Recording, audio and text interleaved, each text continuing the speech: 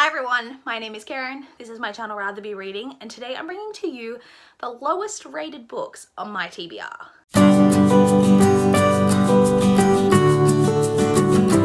So last month I did a video all about the highest rated books on my TBR, the top 10, and today I wanted to talk about the top 10 lowest rated. I'm almost more interested in the lowest rated books because I find it so interesting reading books that are supposed to be terrible because I want to know what's so terrible about them. There is also that chance that you'll end up loving it and that it'll be like such an unexpected love. I mean, it's unlikely because for the most part, books usually have such a low rating for a reason, but there is always that chance. But it's like, even like with movies or TV, whenever you hear someone go, oh my god, that was terrible, it makes me want to watch it more. It's like kind of like with Game of Thrones recently, with everyone really like hating on the last season. That almost makes me want to watch the show more, knowing that people didn't like it than it did with everyone talking about how much they love it. I don't know if that makes me weird, but it is what it is. So let's go through this, and we're going to go through the top 10 lowest rated books. Again, small disclaimer that I put together the list of all of my average ratings. I did it manually. I did it a few months ago, so there's a chance that these star ratings have slightly shifted, but this is the list based on when I worked out all of the average ratings. So let's get into it and talk about all these terrible, terrible books that I apparently own. Let's do this. We are going through this from like the least terrible to like the most terrible, if that makes sense. So coming in at number 10 is Courting Trouble by Kathy Lette. This is a chick lit novel, so this has an average star rating of 3.17. Now this is a book that I was actually gifted. My brother's girlfriend included this in my Christmas present one year. I think she just like randomly selected this kind of off the shelves at Target. It's about a woman who has been sacked from her job. She escapes to her mother's house. She comes up with this radical plan. I think it's got a romance in there. It seems like it should just be your typical kind of chick lit. What about this makes people hate it so much that it's got an average star rating of only a 3.17? I don't know, but I'm intrigued to find out. Coming in at number 9 is A Game for All the Family by Sophie Hannah. This has an average star rating of 3.13. Now this is interesting that this is on the list because can you see them?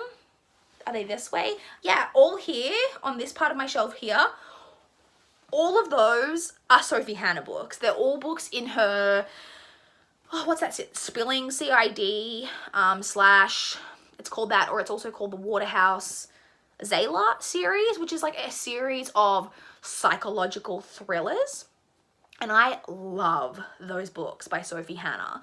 Now, it's also interesting because I very recently was talking about this book with Michelle. Michelle was talking to me about how she was reading this book and hating it. So then when it came up on this list, I was like, wow, well, Michelle's not the only one who hates it. So this isn't one in that series. This is a standalone. It's a mystery thriller, I think. It's about a girl who withdraws her daughter and her best friend. I don't know. I can't even understand the synopsis, which is maybe the whole book's confusing and that's why people hate it. After escaping London in a career that nearly destroyed her, Justine plans to spend her days doing as little as possible in her beautiful home in Devon. Okay, I mean, it sounds boring. He's not your son. It's not up to you to save him, but you have to try. I really don't even understand what this is about, but like I say, could be terrible. This is one I'm almost most intrigued about on this list, partly because, like I said, I've loved Sophie Hannah in the past, but apparently this one's a dud, so that's kind of interesting. Coming in at number 8 is Northanger Abbey by Val McDermid. This has an average star rating of 3.07 stars. So this one is like a modern retelling of Northanger Abbey by Jane Austen. Interestingly, Northanger Abbey is my least favorite Jane Austen book. I really didn't enjoy that book the way that I enjoyed most of her others. I believe this was also technically part of a series, like a companion series where people were commissioned. So the fact that this was kind of commissioned and then it like purposely like released to be part of this like great Jane Austen retelling series and then has an average rating of just 3.07, yikes. So there's that. Coming in at number 7, I have Neighbours by Maureen S. Busty. This has an average star rating of 3.06 stars. So this is obviously like a mass market paperback, like horror type of book. Who is this published by? Is this got a particular, I don't even know, a BMI edition? I don't know. So this is just like fun kind of campy horror, I believe. Love thy neighbor to death. When Kristen Roberts and her husband moved to a quiet Pennsylvania college town, she had a feeling that doom awaited them. But with the excitement of moving and the annoying intrusions of an elderly neighbor woman, Chris forgot her premonitions of danger until she read that several local children had mysteriously disappeared. That's just the beginning of the synopsis. So I found this interesting that this is on the list, and we're going to get into that in a second with this other one, because I usually find that these types of books, while usually not fantastic, are usually a lot of fun. And I feel like the people who generally pick these books up because they're like just fun to read, even if they're not amazing, and you just enjoy it even if it's not great. So the fact that this has such a low average rating is interesting to me. And that is the same with the next on the list. So coming in at number 6 is When Shadows Fall by Brian Scott Smith. This has an exact 3-star average rating. So like I said, same thing with this one, like these mass market horror. This is a more science fiction-y type horror, I think. No, it might be paranormal, like a witchy type of one. But yeah, just a similar thing in that normally when you have these books, the people who pick them up are inclined to enjoy these types of books. So the fact that their average rating has ended up so low is really, really interesting. So that's the first 5. So now moving into the lowest 5 rated books on my shelf. So coming in at number 5, we have Mrs. De Winter by Susan Hill, which I have just realized I didn't write down the average star rating. I'll put it on the screen. I think it's a 2.97, but I will put it on the screen. So we've gotten into this part of the list now where we're below a 3-star, which is craziness.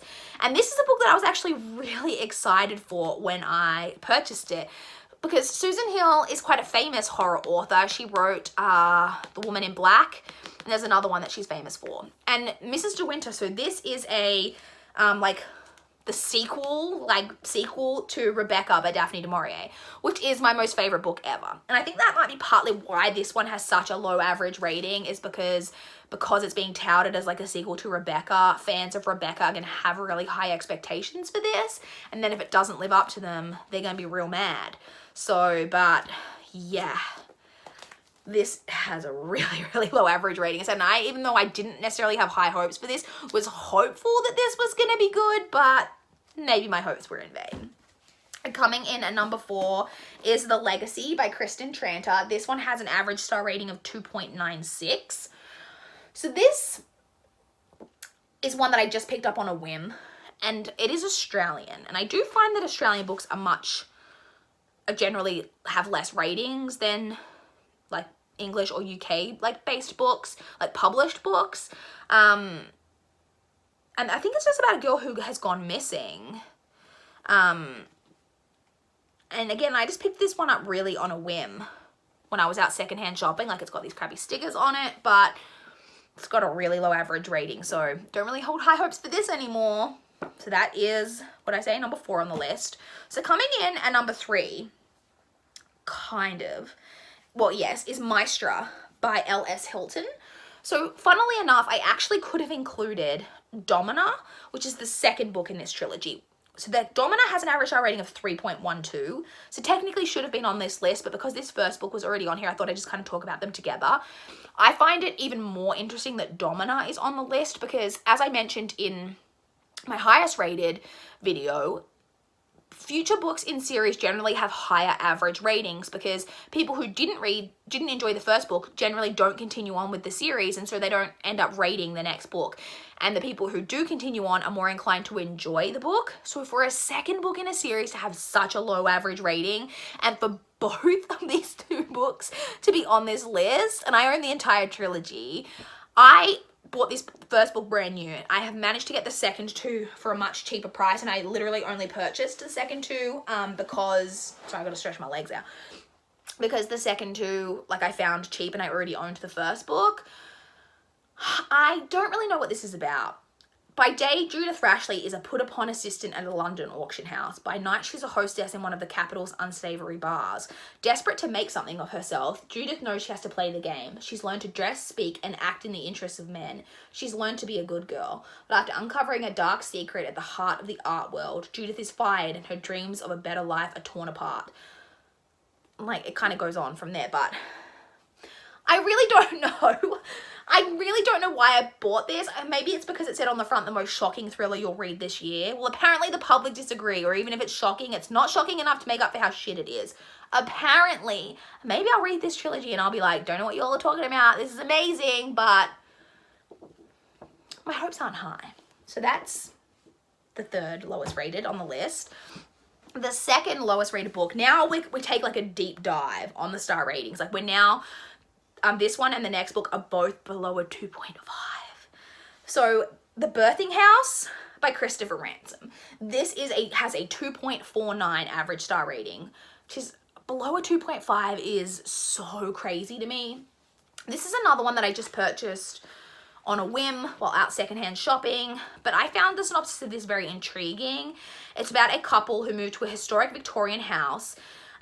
It's got a fairy tale porch, wooden floorboards, perfect garden, but when Conrad is given an old photo album, he begins to discover what dark secrets the house is harboring. Looking through the cracked 100-year-old pages, he finds a photo of a group of Victorian women sitting outside the house. The women look scary, angry, all dressed in black with their arms folded, and then his heart nearly stops when he sees that one of the women, raven-haired and staring at him with hatred in her eyes, is his wife. Dun dun dun! That sounds like a lot of fun to me. But that average rating though, and like it sounds like a fun haunted house story. I don't know. I actually thought that this one was going to be not like great. I didn't think this was going to be like a 5-star read, but I thought this was going to be like a 3.5. Like, oh, I had so much fun reading this type of book. Are you right there, Winifred? But yeah, not according to that average star rating. And then finally, the lowest average star rating on my list is a book called What They Knew by Avril Dean. So this is another one that I just kind of bought randomly while out secondhand book shopping. Maybe I shouldn't do that anymore because apparently the books that you pick up just on a whim that you've never heard of for a reason. So this is about friends who buy a hotel, like an abandoned hotel to like make, like, you know, redevelop and run as a hotel, as a business. But 3 people have previously been murdered in the hotel. And then I think it's all about everything that brings up in their friendship, and maybe there's going to be some haunting type stuff going on. I'm not sure, but did I mention the average star rating for this one is a 2.48? So super low. And this one just looks like your everyday kind of like thriller. Like this isn't like one of the more like cheesy type of books like the others look on this list. Is this Australian? Because again, I feel like we're noticing a trend that Australian published books generally have a lower average rating. I don't know how to tell if this is Australian. Where's the information about the author? Do we have information about Avril Dean? No, I can't even find anything about Avril Dean in here. Nope, I've got no idea. But yeah, this has such a low average rating. And again, I thought like kind of a like fun horror-y haunting type book. So interesting that the top 2 both seem to be have haunting themes to them. I wonder if that is like a thing that people are really turned off by haunting stories, which is interesting because I personally am really intrigued by haunting stories. So that's interesting. So there you have it. Those are the top 10 lowest rated books that I have on my physical TBR. You probably haven't heard of most of these books because they're so low rated. Like, I presume people don't read them because if they have heard about them, they're crap. And a lot of people will read books based on their average rating. Like if they see a book in a shop, like say you picked this up in a shop and then you looked at it on Goodreads and you saw that it had a 2.48 average rating, you might go, whew, maybe not. So yeah, I don't expect that most of you, if you have read any of these books, please let me know down below. I want to know your thoughts. Are they as terrible as what the average star rating would lead me to believe? I can't wait. I almost wanted to do like a fun video with these, like, you know, one of those videos you see around and kind of like Books and Lala's type channel where I read all of these.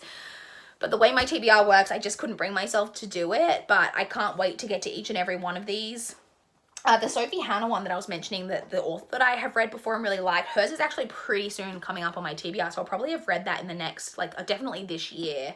So it'll be interesting to see at least how I feel about that one. So yeah, I would love to chat with you guys in the comments down below.